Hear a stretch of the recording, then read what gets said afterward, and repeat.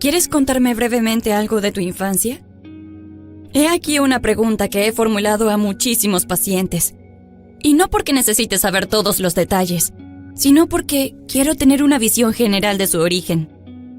Si ahora tienen problemas, los modelos mentales que los crearon se iniciaron hace largo tiempo.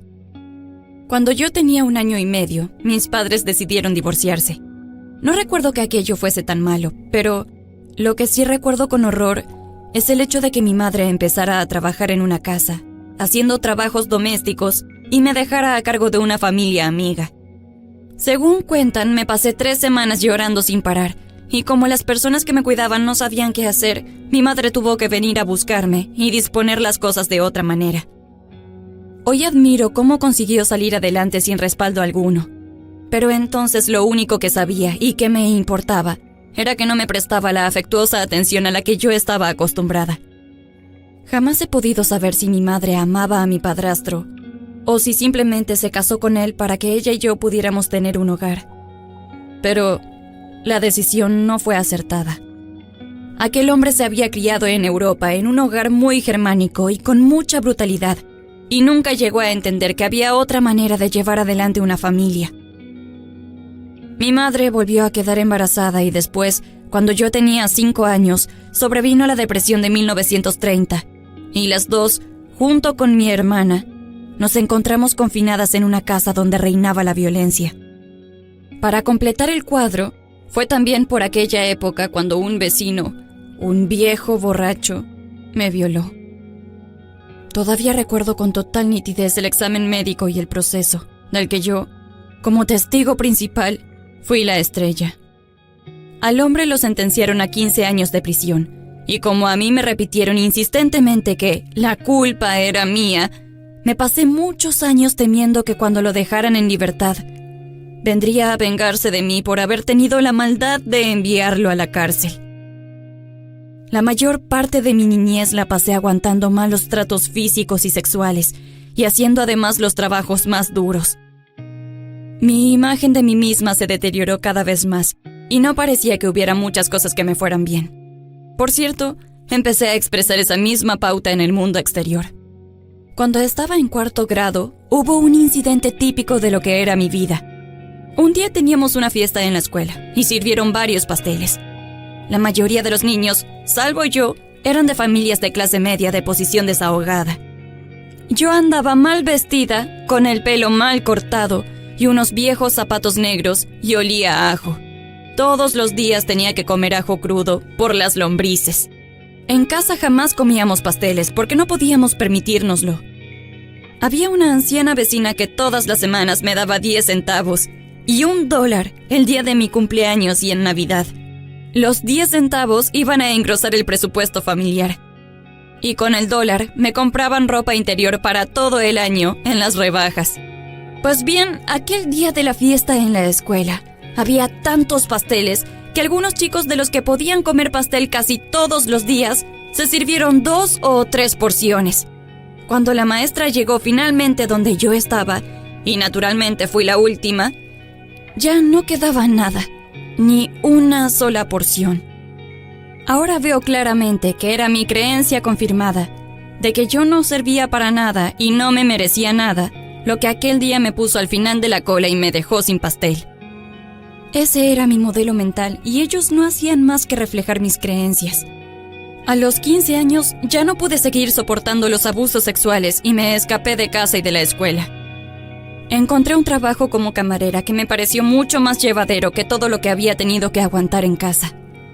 Como estaba ávida de amor y afecto, y mi autoestima no podía ser más baja, de buena gana pagaba con mi cuerpo cualquier bondad que alguien pudiera demostrarme. Y apenas cumplidos los 16 años, di a luz una niña. Sentí que era imposible quedarme con ella, pero pude encontrarle un hogar bueno y afectuoso, un matrimonio sin hijos que estaba ansioso por tener un bebé. Durante los últimos 4 meses viví en su casa, y al ingresar en el hospital, anoté a la niña a nombre de ellos. En semejantes circunstancias, jamás disfruté de las alegrías de la maternidad. De ella solo conocí la pérdida, la vergüenza y la culpa. Aquello fue solo una época de humillación que había que pasar lo más pronto posible. Lo único que recuerdo de la niña son los dedos de los pies, grandes, exactamente iguales a los míos, y estoy segura de que si alguna vez nos encontrásemos, la reconocería si pudiera vérselos. La cedí cuando tenía 5 días. Inmediatamente regresé a casa a decirle a mi madre que seguía siendo una víctima. «Vamos, no tienes por qué continuar soportando esto. Yo voy a sacarte de aquí». Y se vino conmigo, dejando con su padre a mi hermanita de 10 años, que siempre había sido la mimada de él. Después de haberle ayudado a conseguir trabajo como mujer de la limpieza en un hotel pequeño y de dejarla instalada en un apartamento donde estaba segura y cómoda, sentí que ya había cumplido con mis obligaciones y me fui con una amiga a Chicago, con la intención de estar 1 mes. Pero no volví hasta pasados 30 años. En aquellos primeros tiempos, la violencia de la que había sido objeto en mi niñez, unida a la sensación de inutilidad e insignificancia que me había creado, atraían a mi vida hombres que me maltrataban e incluso me golpeaban. Podría haberme pasado el resto de mi vida execrándolos, y probablemente hoy seguiría teniendo las mismas experiencias. Sin embargo, poco a poco, gracias a mis actividades laborales positivas, mi autoestima fue en aumento y este tipo de hombres fue desapareciendo de mi vida. Estaba abandonando mi viejo modelo mental, mi convicción inconsciente de que yo me merecía esos abusos.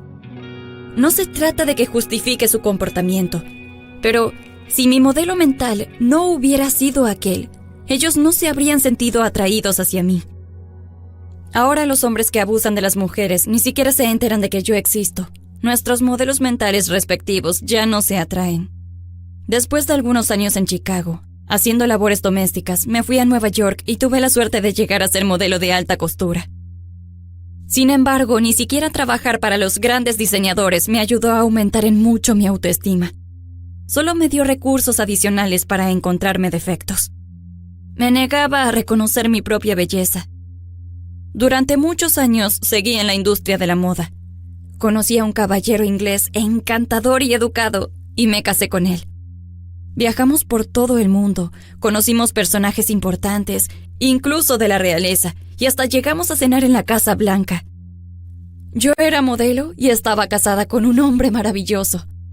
Pero mi autoestima siguió siendo baja hasta años después, cuando inicié el trabajo interior.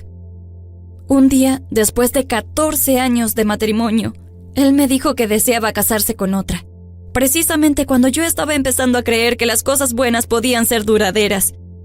Sí, fue un golpe aplastante. Pero el tiempo pasa, y sobreviví. Podía sentir cómo cambiaba mi vida, y una primavera me lo confirmó un numerólogo, diciéndome que un suceso muy pequeño cambiaría mi vida en otoño. Tan pequeño fue que no lo conocí hasta varios meses después. En forma totalmente casual había ido a una reunión celebrada en la Iglesia de la Ciencia Religiosa, una secta protestante en Nueva York. Su mensaje era nuevo para mí, y una voz interior me dijo que le prestara atención. Así lo hice, y no solo concurrí a los servicios dominicales, sino que empecé a ir a unas clases semanales que daban. El mundo de la belleza y de la moda estaba perdiendo interés para mí, y me preguntaba durante cuánto tiempo más podía seguir pendiente de mis medidas corporales o de la forma de mis cejas. Tras haber abandonado la escuela secundaria, sin haber estudiado jamás nada, me convertí en una estudiante ávida que devoraba todo lo que me cayera en las manos referente a metafísica y sanación. Aquella iglesia neoyorquina se convirtió en mi nuevo hogar. Aunque en términos generales mi vida no cambió, mis nuevos estudios empezaron a ocuparme cada vez más tiempo. 3 años más tarde, casi sin haberme dado cuenta, estaba en condiciones de examinarme para ser uno de los sanadores autorizados por mi iglesia. Pasé las pruebas y así fue como empecé hace muchos años mi actividad actual. Fueron comienzos pequeños. Durante aquella época me inicié en la meditación trascendental. Como en mi iglesia no iban a darse aquel año los cursos de formación que me interesaban, me decidí a hacer algo más por mí misma y me anoté para estudiar 6 meses en la MIL, Maharishi's International University, en Fairfield, Iowa. En aquel momento era el lugar perfecto para mí. Todos los lunes por la mañana empezábamos con un tema nuevo, cosas de las que yo apenas había oído hablar, como biología, química, incluso la teoría de la relatividad. Todos los sábados por la mañana se nos hacía una prueba. El domingo era el día de descanso, y el lunes por la mañana volvíamos a empezar. Allí no había ninguna de las distracciones tan típicas de mi vida en Nueva York. Después de la cena, todos nos íbamos a nuestra habitación a estudiar. Yo era la mayor de todos y aquello me encantaba. No se permitía fumar, beber, ni consumir ninguna droga y meditábamos 4 veces al día. Cuando me fui en el aeropuerto, creí que iba a desmayarme por el humo de los cigarrillos. De regreso en Nueva York, reinicié mi vida de siempre. Pronto empecé los cursos de formación de sanadores en mi iglesia y también participé activamente en sus actividades sociales. Empecé a hablar en las reuniones de mediodía y a tener clientes, de modo que no tardé en verme embarcada en una carrera de dedicación exclusiva. A partir del trabajo que estaba haciendo, se me ocurrió la idea de escribir un pequeño volumen, Sana tu cuerpo, que empezó siendo una simple lista de causas metafísicas de enfermedades físicas. Comencé a viajar y a dar conferencias y clases. Entonces, un día, me diagnosticaron un cáncer. Con mis antecedentes de haber sido violada a los 5 años y con los malos tratos que había sufrido, no era raro que el cáncer se manifestara en la zona vaginal. Como a cualquiera a quien acaban de decirle que tiene cáncer, fui presa de un pánico total. Sin embargo, después de todo mi trabajo con los clientes, yo sabía que la curación mental funcionaba, y ahí se me ofreció la ocasión de demostrármelo a mí misma. Después de todo, yo había escrito un libro sobre los modelos mentales, y sabía que el cáncer es una enfermedad originada por un profundo resentimiento, contenido durante tanto tiempo que, literalmente, va devorando el cuerpo. Y yo me había negado a disolver la cólera y el resentimiento que desde mi niñez albergaba contra ellos. No había tiempo que perder. Tenía muchísimo trabajo por delante. La palabra incurable, tan aterradora para tantas personas, para mí significaba que esa dolencia, la que fuere, no se puede curar por medios externos y que para encontrarle curación debemos ir hacia adentro. Si yo me hacía operar para librarme del cáncer, pero no me liberaba del modelo mental que lo había creado, los médicos no harían otra cosa que seguir cortándole pedazos a Louise Hay hasta que ya no les quedara más Louise para cortar. Y esa idea no me gustaba. Si me hacía operar para quitarme la formación cancerosa y además me liberaba del modelo mental que la provocaba, el cáncer no volvería. Si el cáncer o cualquier otra enfermedad vuelve, no creo que sea porque no lo extirparon del todo, sino más bien porque el paciente no ha cambiado de mentalidad y se limita a recrear la misma enfermedad, quizás en una parte diferente del cuerpo. Yo creía, además, que si podía liberarme del modelo mental que había creado aquel cáncer, ni siquiera necesitaría la operación. Entonces procuré ganar tiempo, y a regañadientes los médicos me concedieron 3 meses más cuando dije que no tenía dinero. Inmediatamente asumí la responsabilidad de mi propia curación. Leí e investigué todo lo que pude encontrar sobre las maneras alternativas de colaborar en mi proceso curativo. Me fui a vanas tiendas de alimentación naturista y me compré todos los libros que encontré sobre el tema del cáncer. Acudí a la biblioteca para leer más, trabé conocimiento con la reflexoterapia y la terapia del colon y pensé que ambas me beneficiarían. Parecía que algo me encaminase hacia las personas adecuadas. Después de haber leído libros sobre reflexoterapia, decidí buscar algún experto en el tema. Una noche asistí a una conferencia y aunque generalmente me siento adelante, esa vez sentí que tenía que quedarme atrás. No había pasado ni 1 minuto cuando a mi lado se sentó un hombre, que casualmente era un reflexoterapeuta y visitaba a domicilio. Durante 2 meses vino a verme 3 veces por semana y me ayudó muchísimo. Yo sabía además que tenía que amarme mucho más a mí misma. En mi niñez me habían expresado muy poco amor y nadie me había enseñado que estuviera bien sentirme contenta conmigo misma.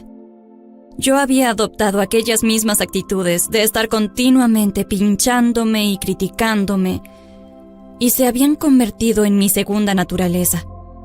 Durante mi trabajo, había llegado a darme cuenta de que no solo estaba bien que yo misma me amara y me aprobara, era esencial.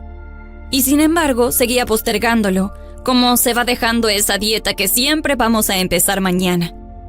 Pero ya no podía postergarlo más.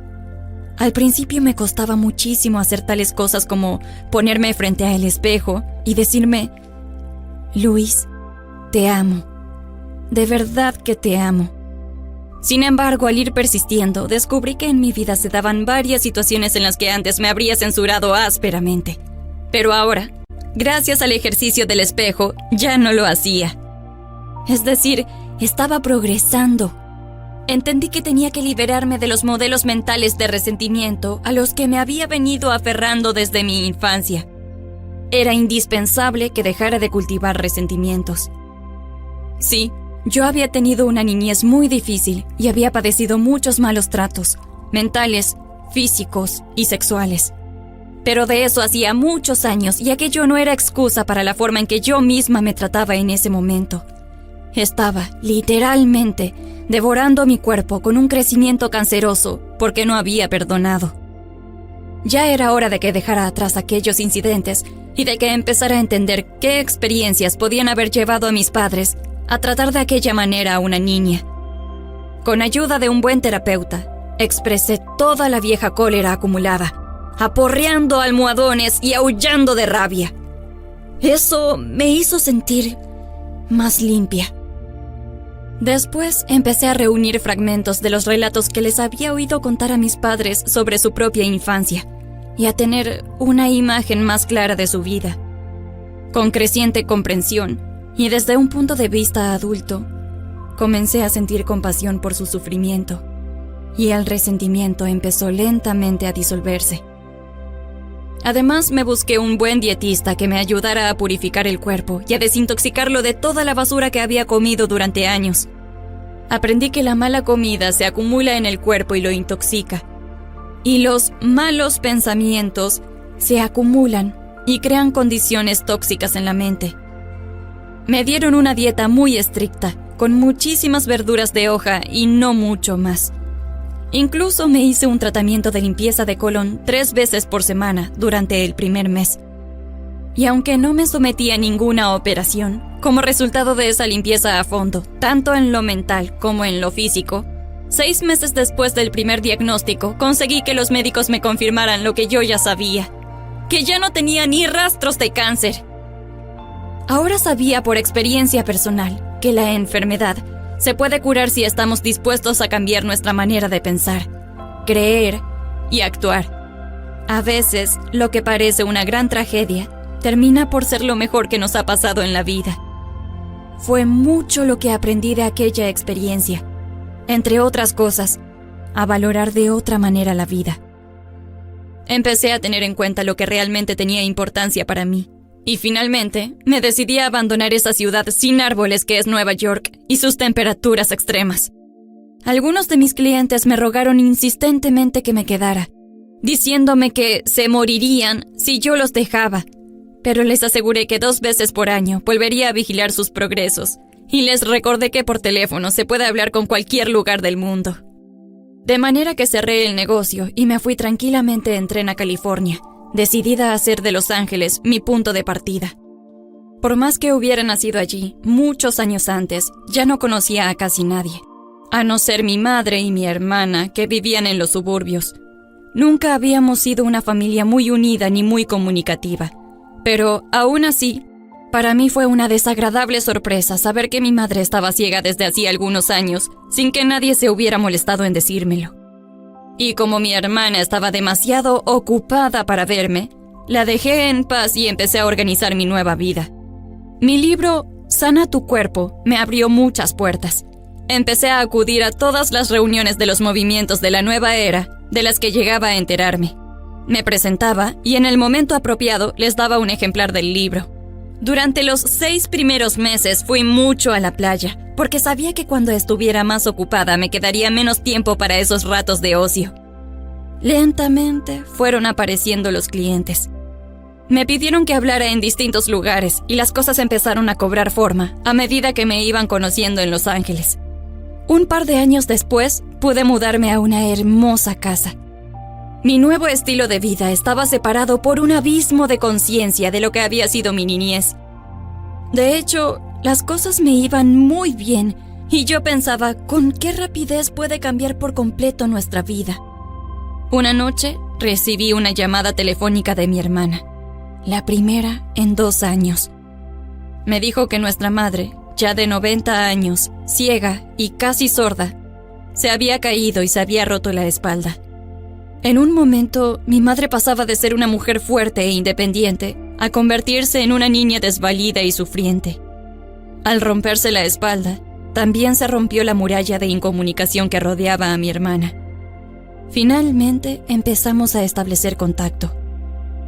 Descubrí que también mi hermana tenía un problema grave en la espalda que le molestaba para andar y para estar sentada, y era muy doloroso. Ella lo sufría en silencio, y aunque parecía anoréxica, su marido no sabía que estuviera enferma. Tras haber pasado 1 mes en el hospital, mi madre estaba en condiciones de volver a casa, pero como no podía quedarse sola, se vino a vivir conmigo. Por más que confiara en el proceso de la vida, yo no sabía cómo arreglármelas con todo aquello, de manera que me dirigí a Dios. «Está bien, me ocuparé de ella, pero tú tendrás que ayudarme y ocuparte de que no me falte dinero».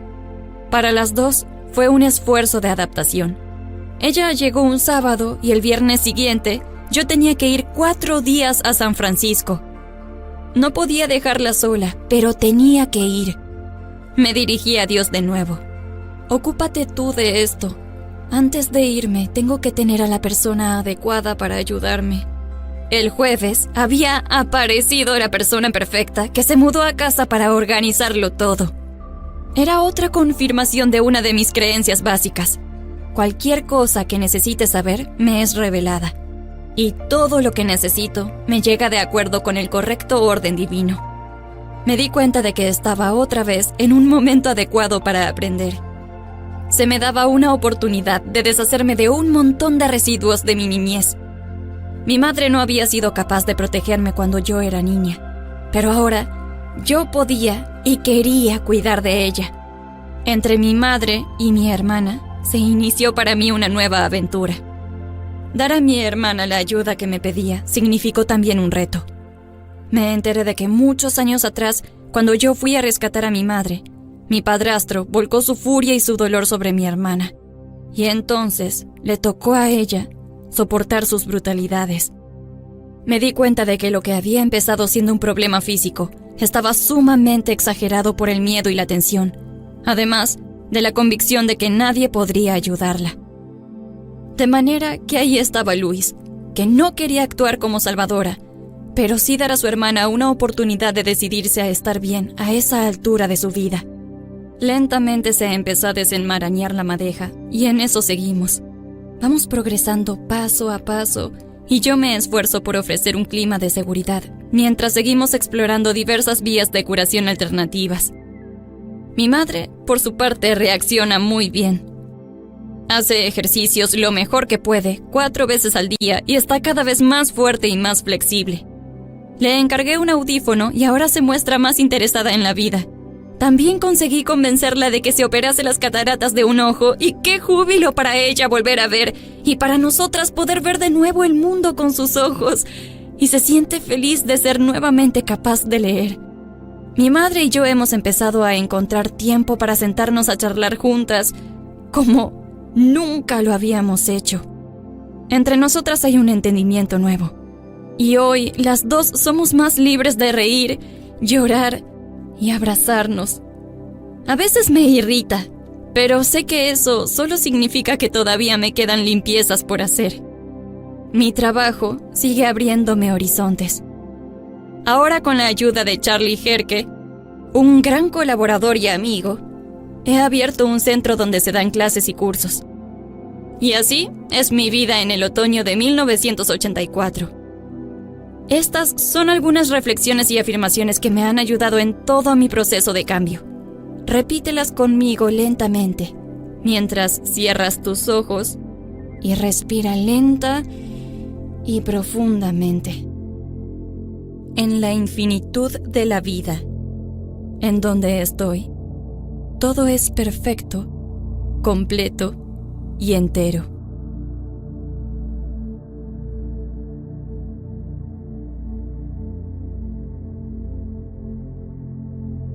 Experimento la riqueza y la plenitud de la vida de la manera que más me enriquece.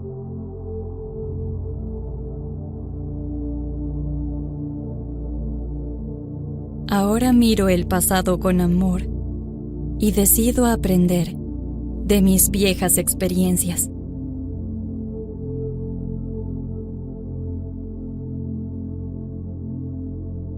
No hay verdad ni error. No existe ni el bien ni el mal.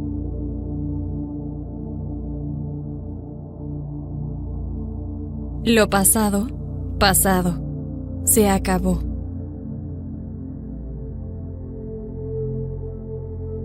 No existe más que la experiencia de este momento.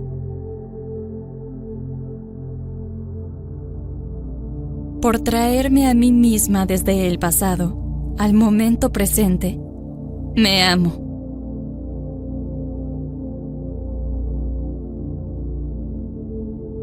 Comparto aquella y aquello que soy, porque sé que en espíritu todos somos uno.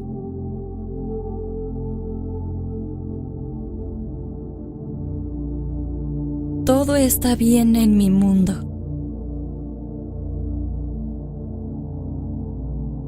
En lo más profundo de mi ser hay un infinito manantial de amor.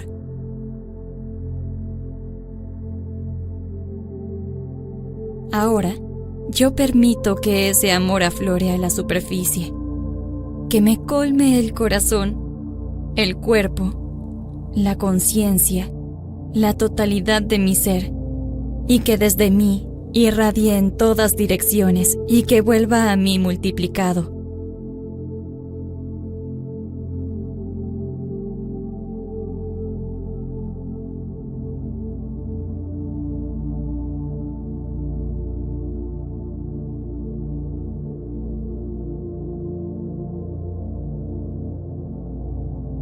Cuanto más amor gasto y entrego, más tengo para dar, porque la provisión es interminable.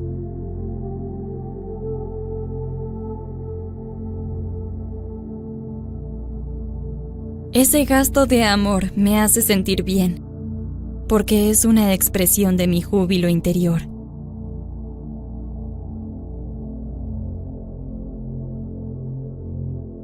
Porque me amo, cuido con amor de mi cuerpo.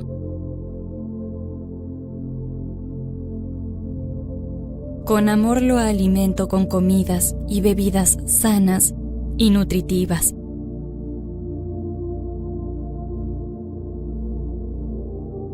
Con amor lo limpio y lo visto, y mi cuerpo, vibrante de salud y de energía, me responde con amor.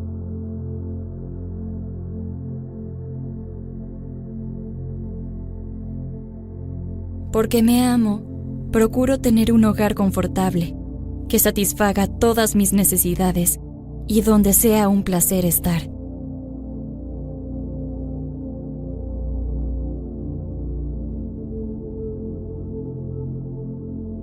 Lleno las habitaciones con la vibración del amor, para que todos los que entremos en ellas sintamos ese amor y nos nutramos de él.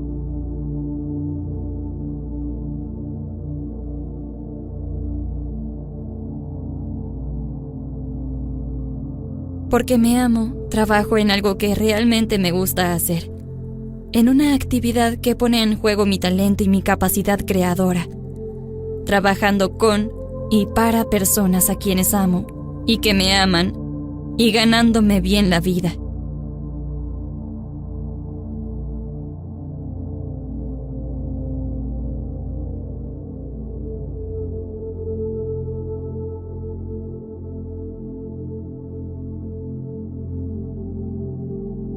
Porque me amo, me conduzco y pienso con amor en todos, porque sé que aquello que de mí sale, regresa a mí multiplicado.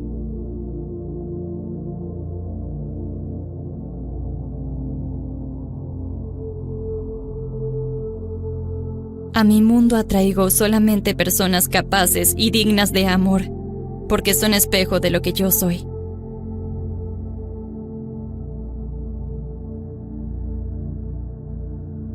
Porque me amo, perdono el pasado y me libero por completo de él.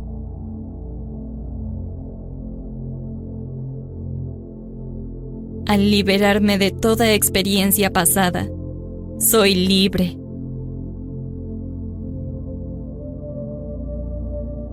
Porque me amo, amo totalmente en el presente, experimentando cada momento en su bondad, y a sabiendas de que mi futuro es luminoso, jubiloso y seguro, porque soy una criatura bien amada del universo, y el universo se ocupa amorosamente de mí, ahora y por siempre jamás.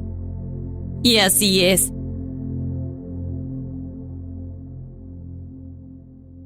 Si te interesa saber más sobre este tema, te recomiendo el siguiente video disponible en este canal. Búscalo así. El poder está dentro de ti.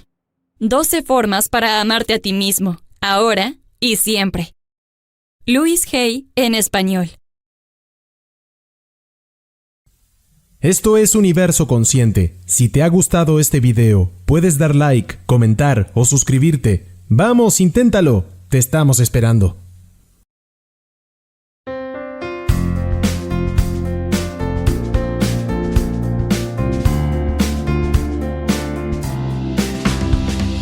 Every little thing related to you make me smile.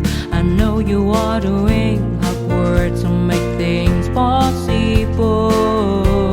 I want to let you know that I am with you and I will be forever. Every little thing related to you make me smile. I know you are doing hard work to make things possible. I want to let you know that I am with you and I will be forever.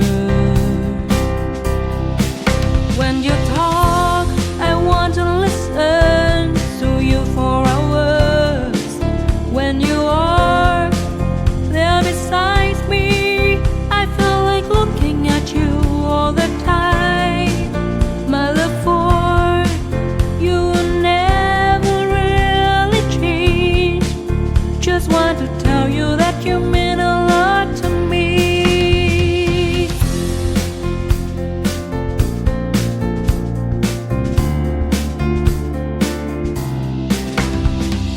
Every little thing related to you make me smile. I know you are doing hard work to make things possible. I want to let you know that I am with you and I will be forever. Every little thing related to you make me smile. I know you are doing hard work to make things possible.